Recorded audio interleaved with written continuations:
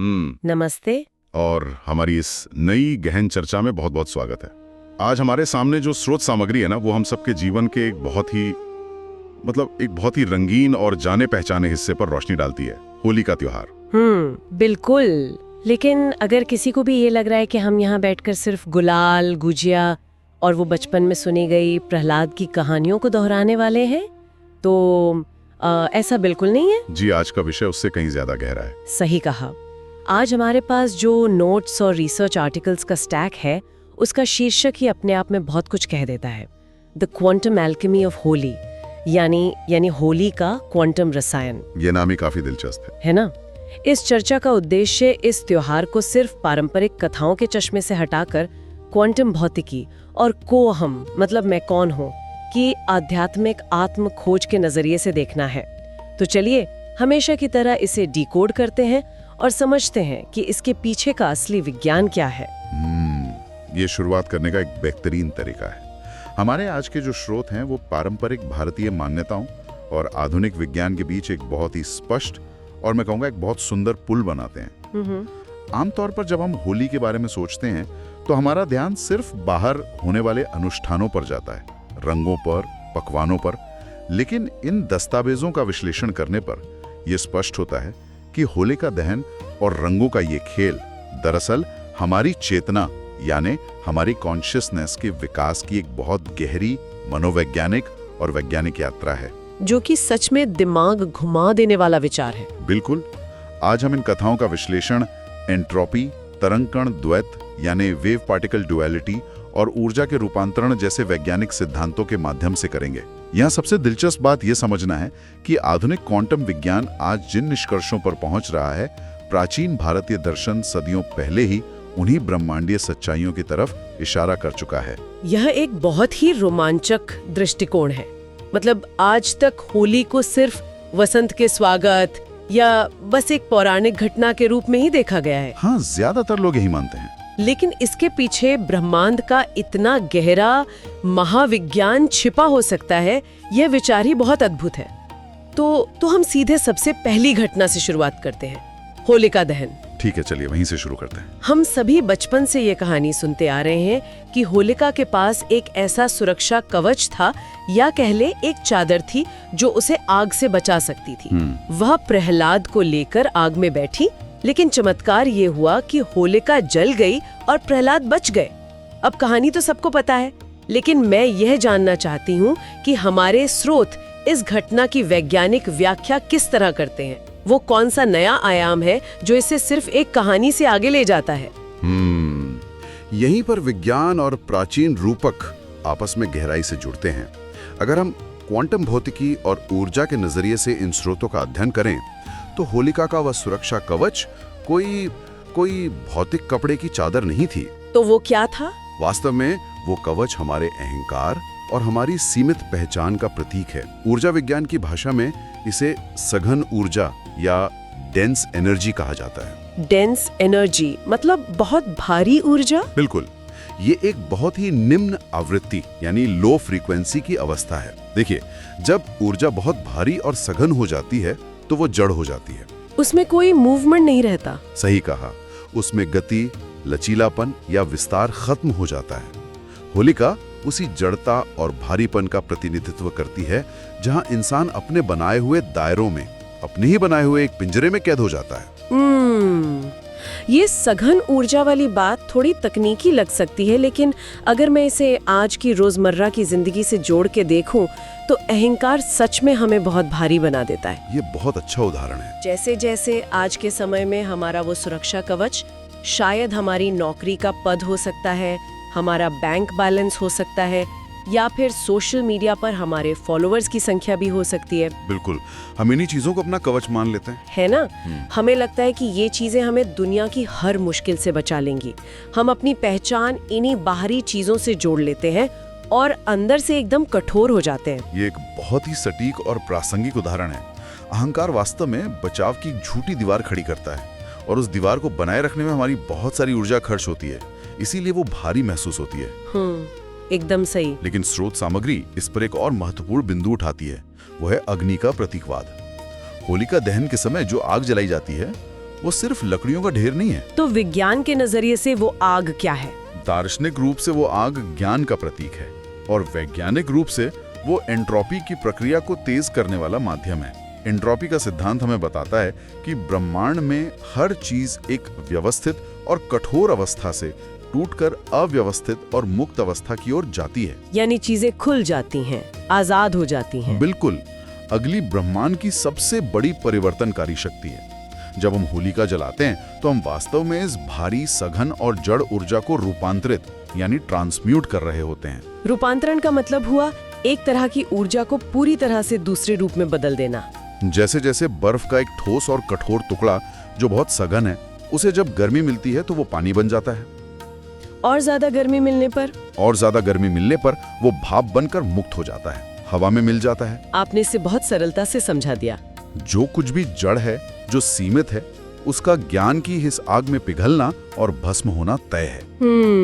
जब होलिका जलती है तो वो इस बात का ब्रह्मांडीय संदेश है कि इंसान अपने अहंकार की कितनी भी मोटी चादर क्यों ना ओढ़ ले, विशुद्ध ज्ञान और उच्च चेतना की ऊर्जा के सामने वो टिक नहीं सकती। उस सघन ऊर्जा को अंततः हल्की, मुक्त और व्यापक ऊर्जा में बदलना ही पड़ता है। लेकिन एक सेकंड, यहाँ पर एक बहुत बड़ा विरोधाभास सामने आता है। वो क्या? अगर आग इतनी ही शक्तिशाली थी और अगर वो ज्ञान की वो प्रचंड ऊर्जा थी जो हर सघन चीज को भस्म कर सकती थी, तो प्रहलाद का क्या हुआ?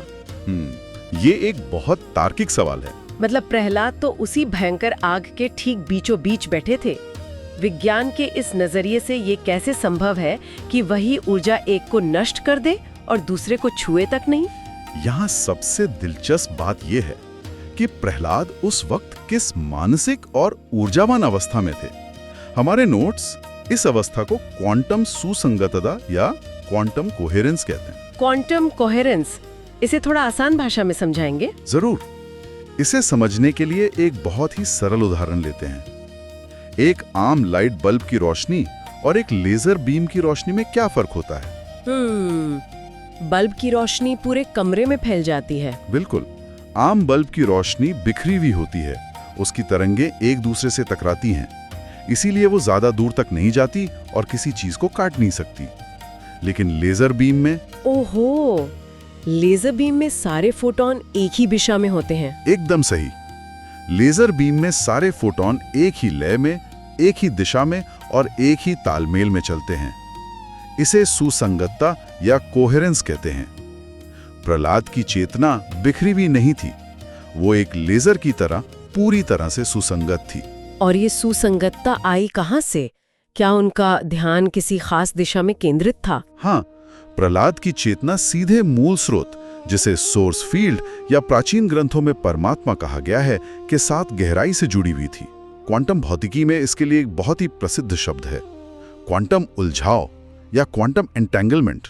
अरे, ये तो क्वांटम मैकेनिक्स का वही सिद्धांत है जिसे एल्बर्ट आइंस्टाइन ने spooky action at a distance कहा था। जी बिल्कुल, वही सिद्धांत। मतलब जब दो कण एक दूसरे से इस तरह जुड़ जाते हैं कि वे चाहे ब्रह्मांड के दो अलग अलग छोर पर ही क्यों ना हो, एक कण में होने वाला बदलाव तुरंत बिना किसी देरी के दूसरे कण को प्रभावित करता है। एकदम सही। तो क्या इन स्रोतों का ये कहना है कि प्रहलाद की चेतना उस अनंत मूल स्रोत के साथ इस तरह एंटेंगल हो चुकी थी कि भौतिक दुनिया की आग की आवृत्ति उन तक पहुंच ही नहीं पाई? ये एकदम सही निष्कर्ष है। जब किसी इंसान की व्यक्तिगत आवृत्ति उस अनंत चेतना के साथ जुड़ जाती है तो बाहरी दुनिया की कोई भी विनाशकारी ऊर्जा या डिसरप्टिव एनर्जी उस कोहेरेंट अवस्था को तोड़ नहीं सकती। बाप रे, ये बहुत ही गहरा विचार है। आग की जो बिखरी हुई आवृत्ति थी वो प्रहलाद की चेतना की उस उच्च सुसंगत आवृत्ति के सामने महत्वहीन हो गई। अगर हम इसे मनोविज्ञान और जीवन दर्शन से जोड़कर देखें तो प्रहलाद उस साक्षी भाव के प्रतीक हैं। साक्षी भाव यानी विटनेस कॉन्शियसनेस। हाँ।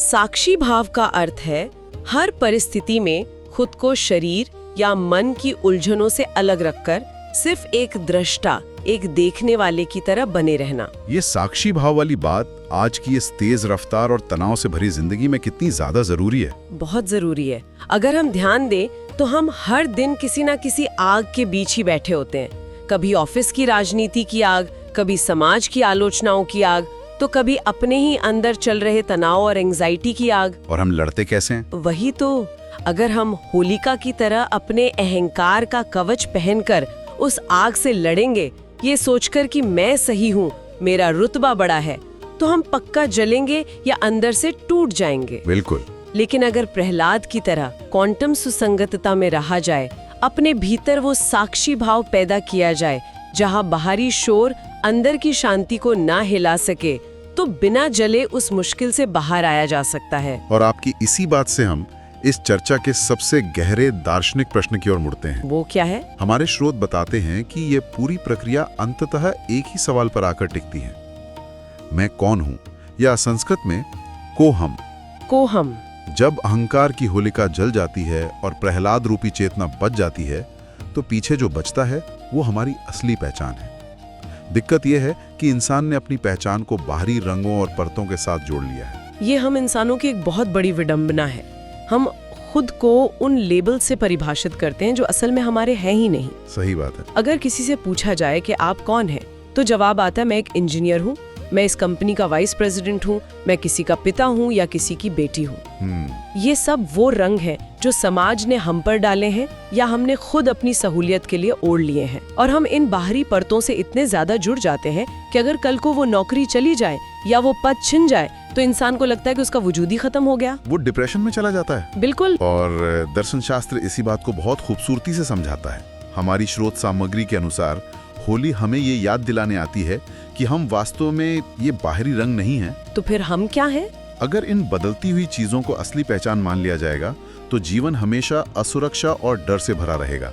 वेदांत के अनुसार इंसान वह रंग नहीं है जो उसके ऊपर डाला गया है, बल्कि वह आकाश है, वह खाली स्पेस है जिसके भीतर ये सारे रंग और आकार प्रकट होते हैं। हम रंग नहीं, हम वो आकाश हैं।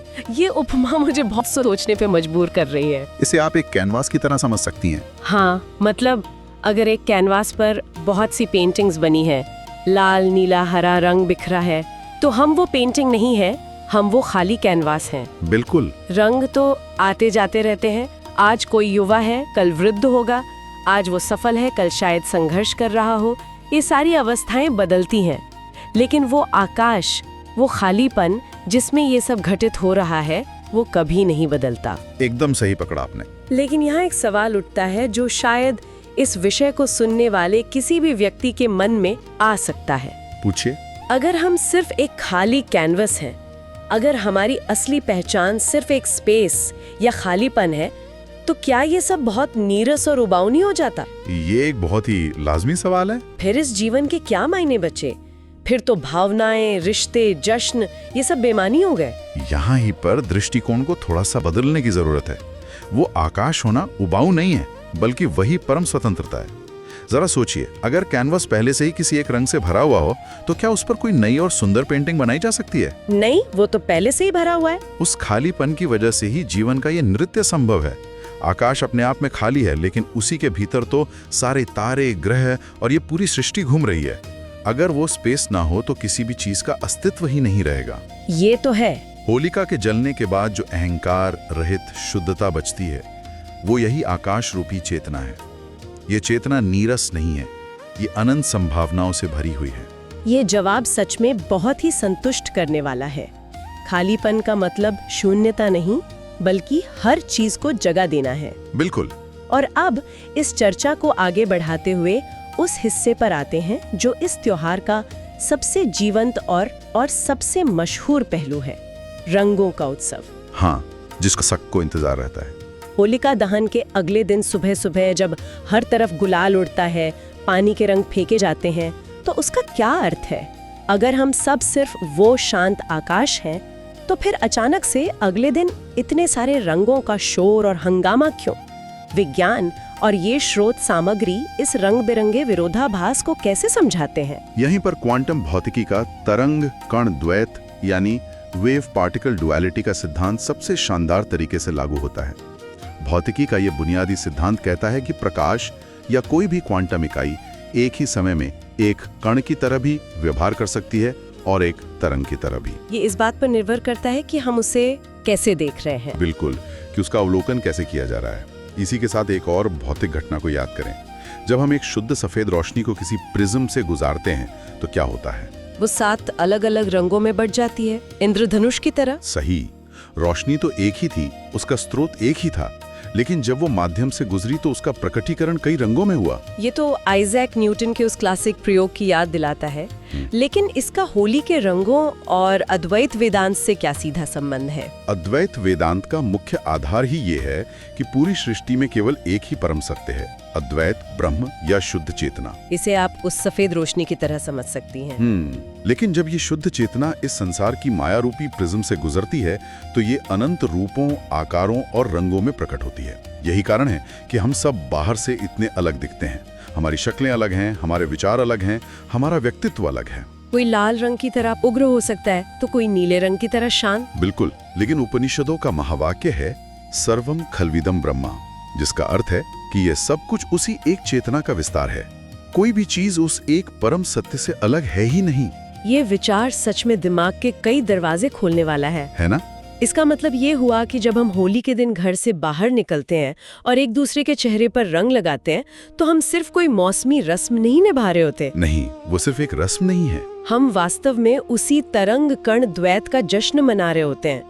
हम इस बात को स्वीकार कर रहे हैं कि हाँ, बाहर से देखने पर कोई इंसान एक अलग कण लग सकता है, उसकी आवृत्ति मुझसे अलग हो सकती है, उसका बाहरी रंग मुझसे बहुत अलग हो सकता है, लेकिन भीतर से। लेकिन जब हम एक दूसरे को रंग लगाते हैं तो वो इस बात की स्वीकृति है कि हमारे भीतर की वो जो मूल तरंग है, जो सफेद रोशनी है, वो एक ही है। एकदम सटीक।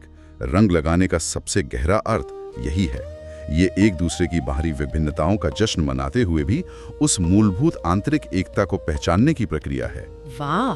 जब किसी के चेहरे पर गुलाल लगाया जाता है तो दार्शनिक रूप से वो एक आध्यात्मिक अभिवादन है। ये बिना कुछ कहे ये बताने का तरीका है कि मैं उस शुद्ध प्रकाश को पहचानता हूँ जो तुम्हारे भीतर है, और मैं ये जानता हूँ कि हम सब उसी एक स्रोत का हिस्सा है। और जब ये बात समझ आ जाती है तो सारे भेदभाव खत्म हो जाते हैं। बिल्कुल। जब ये गहरी समझ इंसान के भीतर उतर जाती है तो फिर समाज में ऊंच नीच, अमीर गरीब या किसी भी तरह के भेदभाव की कोई जगह नहीं बचती। सभी रंग उसी एक रोशनी का हिस्सा बन जाते हैं। ये जानना सच में बहुत अद्भुत है कि एक ऐसा त्योहार जिसे लोग अक्सर सिर्फ नाच गाने, मौज मस्ती और पकवानों तक सीमित कर देते हैं, उसकी जड़ों में ब्रह्मांड की इतनी गहरी सच्चाइयां छिपी हुई हैं। हमारे पूर्वज इन वैज्ञानिक और आध्यात्मिक सच्चाइयों को बहुत अच्छी तरह समझते थे। आज शीशे की तरह साफ हो जाती है कि होली का असली मकसद सिर्फ बाहर किसी पुतले को जलाना या शरीर पर रंग डालना नहीं है। इसका असली मकसद है खुद पर चढ़ी हुई उन भारी परतों को जलाना जो हमें हमारी असली और मुक्त पहचान से दूर रखती हैं। सही कहा। जब तक उस अहंकार और सीमित पहचान की होलिका नहीं जलेगी, तब तक आनंद, शांति और साक्षी भाव का वो प्रहलाद बच नहीं सकता। और जब इंसान के भीतर से मैं और तुम के बीच की वो दीवार, वो अद्वैत का पर्दा मिट जाता है, तभी जीवन के असली रंग निखर कर सामने आते हैं। हमारी स्रोत सामग्री का भी यही अंतिम निष्कर्ष है कि बाहर के इन भौतिक रंगों के साथ साथ अपने भीतर की उस सफेद रोशनी की खोज करना बहुत जरूरी है, जो कभी बदलती नहीं है, जो शाश्वत है। और मैं कौन हूँ? इस सवाल का जवाब किसी बाहर की किताब में, किसी मोटिवेशनल लेक्चर में या किसी पद में नहीं मिलने वाला है। वो जवाब उसी मौन, उसी शांति और उसी आनंद में छिपा है जो प्रहलाद ने उस भयंकर आग के बीच बैठकर महसूस किया था। बिल्कुल, वो जवाब हमारे भीतर के उस साक्षी भाव में है। तो जब भी आग जले या जब भी रंगों का ये उत्सव मनाया जाए, तो ये कोशिश होनी चाहिए कि इंसान सिर्फ बाहर की दुनिया के शोर में ना खो जाए, बल्कि अपने भीतर चल रहे इस क्वांटम रूपांतरण को भी गहराई से महसूस करे। ये अपनी सोई हुई चेतना को जागृत करने का एक बहुत ही शानदार अवसर होता है। बिल्कुल। आज की ये चर्चा वाकई में बहुत सी नई परतें खोलने वाली रही है। हमारे आज के स्रोतों ने विज्ञान और प्राचीन अध्यात्म के धागों को जिस खूबसूरती से आपस में पिरोया है, उसने एक साधारण से लगने वाले त्योहार को देखने का नजरिया ही पूरी तरह से बदल दिया है। मुझे भी इस चर्चा में बहुत आनंद आया। लेकिन इस चर्चा को खत्म करने से पहले एक ऐसा विचार है जो इन स्रोतों से ही निकल कर आता है और जो सच में सोचने पर मजबूर करता है। अभी हमने ये विस्तार से समझा कि हर इंसान उसी एक सफेद रोशनी का विस्तार है। हम सब भीतर से उसी एक प्रकाश का हिस्सा है। जी। अगर इस बात को एक वैज्ञानिक और आध्यात्मिक सच्चाई के रूप में मान लिया जाए, तो फिर ये सोचने वाली बात है कि जो हमारी आपसी दूरियां हैं, जो किसी के प्रति बिना वजह की नफरत है या किसी दूसरे इंसान से हमारी जो गहरी नाराजगी होती है, क्या वो असल में खुद के ही एक अलग रंग से लड़ने जैसा नहीं है? ये एक बहुत ही शक्तिशाली सवाल है। ये हम सभी के लिए एक बहुत गहरा विचार है कि रोजमर्रा की जिंदगी में बिना इस सच्चाई को जाने हम अपनी ही रोशनी के दूसरे रंगों से क्यों टकरा रहे हैं, अपनी ही चेतना के एक दूसरे रूप को चोट क्यों पहुंचा रहे हैं। सच में इस पर मनन करना जरूरी है। इसी गहरे और विचारोत्तेजक सवाल के साथ हम आज की इस गहन चर्चा को यहीं विराम देते हैं। ज्ञान के इन नए दृष्टिकोणों को सुनते रहिए, विज्ञान और अध्यात्म के बीच के पुल को समझते रहिए और विचार करते रहिए।